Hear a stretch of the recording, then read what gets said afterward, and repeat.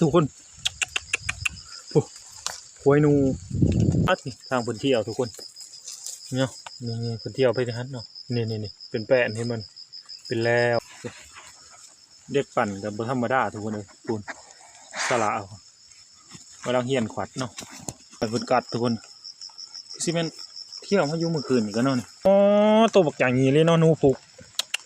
อ๋อจุดใต้จุดแข้งมันเนาะนี่รักเพิ่นใส่เนาะแมงกอบนูผูก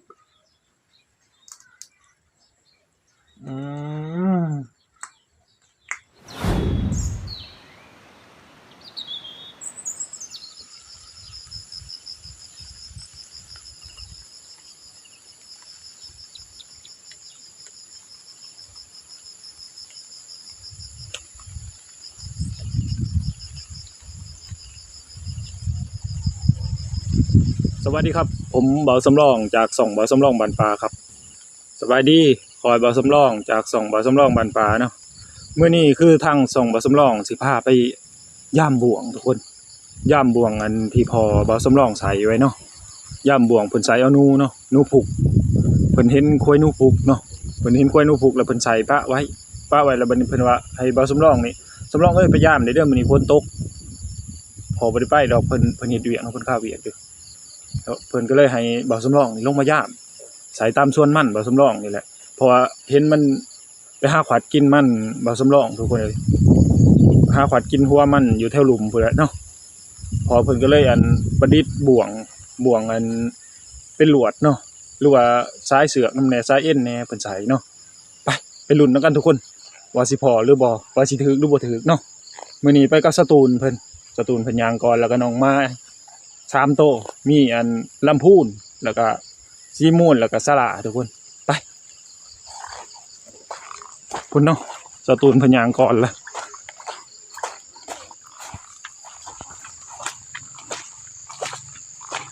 จักสิแม่นเราใส่มงได้เด้สตูนเอ้ย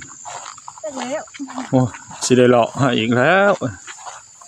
เราบอกว่าเท่าได้ค่ะฮะเราบอกว่าเราใช้เท่าได้ค่ะบอกว่าแถวสวนแถวอันนี้แหละแถวคอนไม้แถวหลุมยามบ่เฮ็ดแล้วว่ามันหกเพิ่นว่าเพิ่นใส่ตามคอนไม้นี่แหละทุกคนเอาสิคอยเลาะย่ามเบิ่งเนาะเลาะหาเบิ่งเพิ่นเฮ็ดเป็นลักคล้ายๆอันเพิ่นซักไว้เนาะแล้วก็มีบ่วงออกทางข้างเป็นวงเนาะเพิ่นว่าเพิ่นใส่ตามคอนไม้ว้าทุกคนโอ้หวยนูโอ้หวยนูว้าหวยบักใจเลยทุกคนโอ้อยู่ผาคอนเลยเนาะโอ้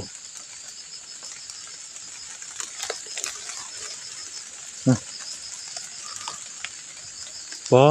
เจ้าพ่อโอ้อยู่นั่นอยู่ในทุกคนเลยโอ้คุณเลยเนาะโอ้บังเนี่ยว้าเต็มมาเท่านี้เป็นมาขวัดถวยกินมันบ่สมรองไปบ่เห็นบ่วงทางพอคนใช้เนาะคนก็ตกป่วยป้ายลงมาบริษัททุกคนเลยอุปสรรคก็หลายแล้วคะแนนหาหญ้าอีกหญ้านี่ก็พอแห้งแล้วแถมมันมีอันพ่นว่าสิเนาะเฮาก็แห้งสิบ่เจอก็ว่าให้เรามาหาเราก็โอ้ยันบ่เจออยู่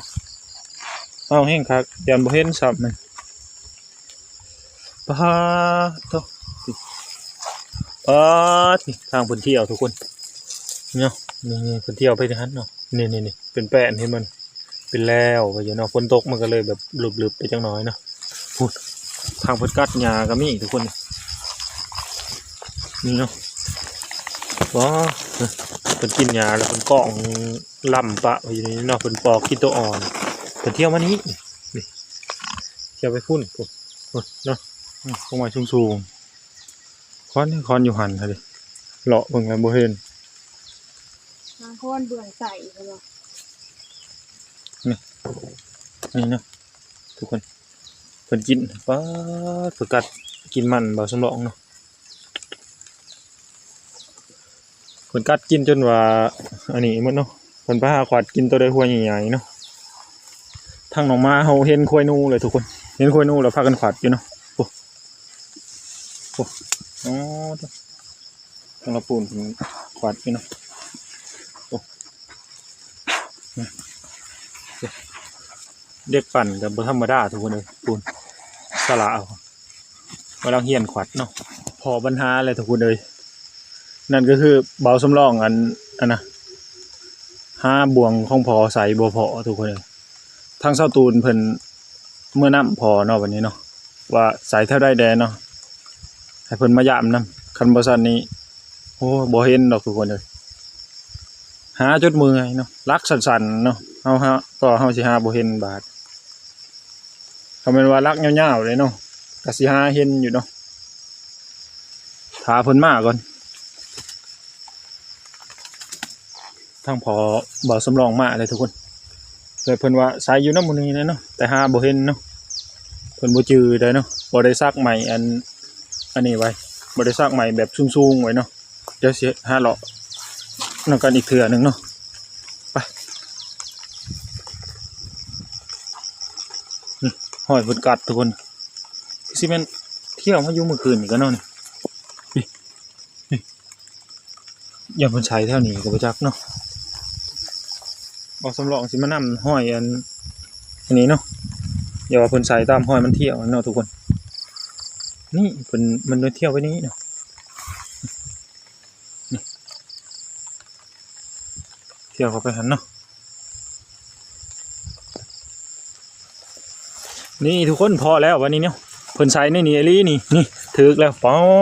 ตัวบักอย่างนี้เลยเนาะหนูผูกป๋อจุดใต้จุดแข้งมันเนาะนี่รักเพิ่นใส่เนาะเพราะว่าทางเพิ่นเที่ยวมานี้เนาะนี่เที่ยวมานี่นี่แต่เพิ่นใส่แหวใส่บ่วงอยู่นี้เนาะใส่เอ็นใส่ลวดซั่นเนาะแห้งดีนแห้งหัดเข้าไปป๋อตัวเรียบร้อยมาแล้ว1โตนี่ทุกคนโอ้โตใหญ่ขนาดเนาะมาในลิมื้อนี้หักอะลิหมอแขวเลยลงดูนี่คำแมนบ่ทันใต้นี่สมมุติกัดมือนี่เนาะคือจะจนขาดพุ่นแหละป้าใหญ่แห้งเลยนูผูกไปเมื่อก่อนถากกะลีรอทุกคนเลยมื้อนี้โอ้โตใหญ่ขนาดเนาะ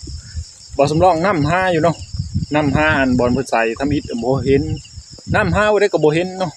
เพราะว่าบ่สำรองบ่ได้ไปใส่น้ำเพิ่นบ่ได้ใส่น้ำพอเนาะบัดนี้เมื่อยน้ำห้าให้เจ้าตูนเมื่อน้ำพอเนาะให้พอมาบอกบอกเนาะบ่สำรองก็เลยเลาะตามห้อยเพิ่นนูเที่ยวแหละตามห้อยนูเที่ยวเนาะแล้วบัดนี้ไปเห็นเนาะนี่เห็นโตเพิ่นใส่ถือโอ้บ่สำรองกำบ่หุ่มทุกคนเบิ่งตินี่กำบ่จะหุ่มเนาะกำจนบ่จะคุมความใหญ่เนาะป้าโตโอ้เบิ่งโกกหางความใหญ่เนาะโอ้อยากให้ทุกคนเห็นอันแบบอันจะๆนำกันเด้เนาะเห็นตัวจริงนี่เนาะเห็นผ่านกล่องนี่มันคือสิน้อยหากแต่บ่ได้น้อยเด้ทุกคนเลยโอ้ใหญ่ขนาดเฮาสิมาให้เจ้าตูนเพิ่นเบิ่งเนาะแต่เจ้าตูนนี่เราบ่ได้กินหนูเราคิวหนูมาหอดเทือนเลยทุกคนเลยเจ้าตูนเบิ่งเจ้าตูนเพิ่นสิว่าจังได๋เนาะค่อยได้อีหยังอันนี้เบิ่งดูเฮ้ยปอบักใหญ่นึงเนาะจะไปได้ใช่โอ้ยถึกบ่วงอีพอใส่เนาะโอ้มือเจ้าตูนเนาะอ๋อ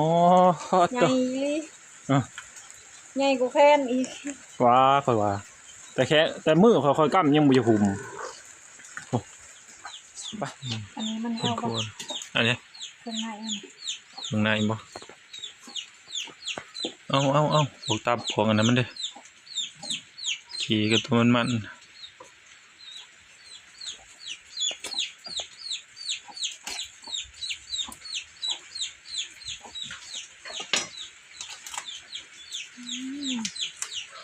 ป้าน้ำมันตับบักใหญ่เนาะปิ้งสุกแล้วทุกคนมากินนังเบิ่งกินนังกรอบเนาะนังกรอบนูผูก